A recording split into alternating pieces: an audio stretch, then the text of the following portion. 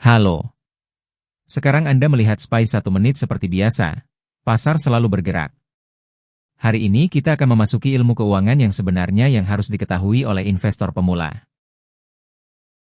Ada 4 hal yang perlu Anda ketahui. Struktur keuntungan opsi, risiko leverage, prinsip hedge, dan mengapa Anda harus waspada terhadap pola. Mungkin terlihat sulit, tetapi intinya adalah satu hal. Anda harus memiliki sikap untuk melihat kesempatan keuntungan dan kerugian yang sama. Tidak ada rekomendasi saham atau jaminan keuntungan. Fokus pada membantu Anda membaca risiko dengan lebih baik. Mari kita mulai. Anda melihat Apple 1 menit. Alat yang digunakan untuk saham ini adalah opsi. Mari kita mulai dari 2 kata ini. Opsi call adalah hak untuk membeli saham pada harga tertentu di masa depan, sedangkan opsi put adalah hak untuk menjual saham pada harga tertentu di masa depan. Keduanya adalah hak, bukan kewajiban. Contoh, misalkan Anda membeli opsi call dengan harga Rp10 dengan harga panggilan Rp100. Jika harga saham mencapai Rp120 pada tanggal jatuh tempo, maka hak Anda untuk membeli saham pada harga Rp100 memiliki nilai dan Anda dapat mendapatkan keuntungan Rp10. Jika harga saham jatuh di bawah Rp100, maka Anda tidak memiliki alasan untuk menggunakan hak Anda dan kerugian maksimal adalah Rp10 yang Anda bayar.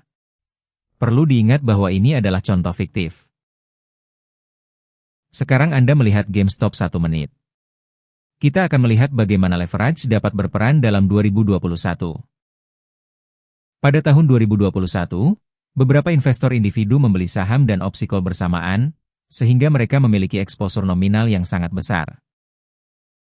Rp1 opsi dapat menghasilkan eksposur saham yang sangat besar, sehingga ini dapat mempercepat kenaikan harga saham dan beberapa hedge fund yang menjual saham ini mengalami kerugian besar. Perlu diingat bahwa ini adalah contoh sejarah dan tidak boleh diinterpretasikan sebagai contoh yang dapat direplikasi. Pelajaran yang dapat diambil adalah bahwa leverage dapat meningkatkan baik keuntungan maupun kerugian, sehingga Anda harus memiliki kemampuan untuk mengelola risiko dengan baik. Sekarang Anda melihat Apple 1 bulan. Kita akan melihat bagaimana hedge dapat digunakan untuk mengelola risiko. Contoh yang paling umum adalah delta hedge. Ini adalah teknik untuk mengelola risiko dengan menjual opsi call dan membeli saham atau menjual saham dan membeli opsi put. Konsep ini didasarkan pada teori yang dikembangkan oleh Black-Scholes-Merton pada tahun 1973. Intinya adalah bahwa hedge tidak dapat menghilangkan risiko, tetapi dapat meredistribusikan risiko ke pasar. Investor individu juga dapat menggunakan opsi put sebagai asuransi untuk mengelola risiko kehilangan saham. Namun, perlu diingat bahwa ini adalah contoh fiktif dan tidak boleh diinterpretasikan sebagai rekomendasi. Sekarang Anda melihat SPY 1 bulan. Kita akan melihat bagaimana pasar derivatif dapat berperan dalam pasar saham. Pasar derivatif memiliki ukuran yang sangat besar, beberapa kali lipat dari pasar saham.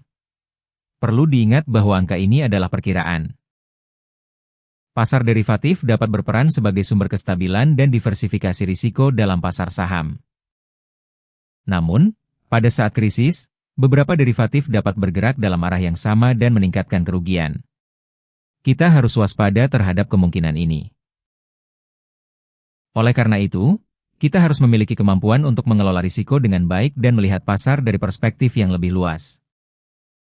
Sekarang Anda melihat SPY 1 tahun. Kita akan melihat bagaimana pola dapat berperan dalam pasar saham. Contoh yang paling umum adalah Renaissance Technologies, medalion fund yang dikembangkan oleh Jim Simons.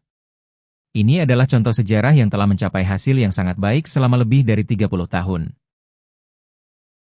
Tanpa mengutip angka spesifik, kami juga tidak memberikan isyarat bahwa siapapun dapat menirunya dengan mudah. Ini hanya dibawa sebagai contoh historis. Disinilah paradoksnya muncul. Ketika Anda menemukan dan memanfaatkan pola statistik, perdagangan itu sendiri akan tercermin pada harga sehingga pola tersebut menghilang dan pasar kembali menyatu secara efisien. Pelajaran praktisnya adalah ini, strategi yang berhasil dengan baik di masa lalu pun harus diuji ulang secara berkala, dan Anda harus melakukan diversifikasi alih-alih bergantung pada satu strategi atau rumus saja. Terakhir, Mari kita rangkum apa yang telah Anda pelajari hari ini ke dalam daftar periksa praktis menggunakan grafik harian SPY.